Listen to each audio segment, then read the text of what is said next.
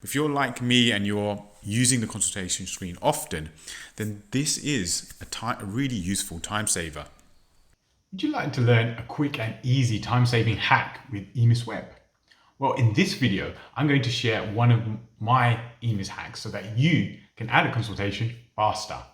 Hello friends, welcome back to my channel. If you're new here, my name is Jignesh Sangani. I'm a practice pharmacist based in South London with a special interest in Emis Web and asthma.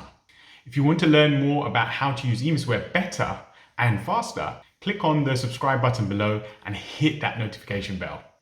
So a lot of people new to Emis Web access the consultation screen the way I used to do, like this. Now, I'm already in the patient that I want to go into, and at this point in time, if you look at the screen, I'm in the population reporting part of Emis. Now, if I want to go into add a consultation from here, what I used to do is I go to the top of the Emis, click on the toolbar and select the home page icon. So if I click on the home page icon, and then I would select consultations from the quick launch menu, and then I would add consultation.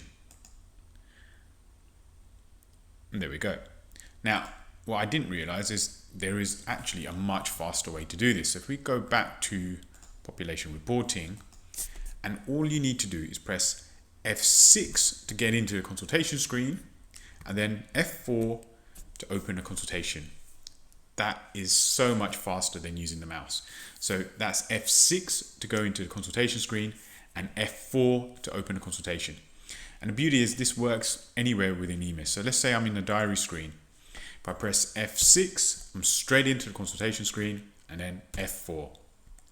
It's so simple. If you're like me and you're using the consultation screen often, then this is a really useful time saver. If you found this video useful, please click on the like button below so that more people can discover this video and learn. I would love to know if the hack I've talked about in this video is something you're going to be using. If it is, please leave a comment below so I can read about it.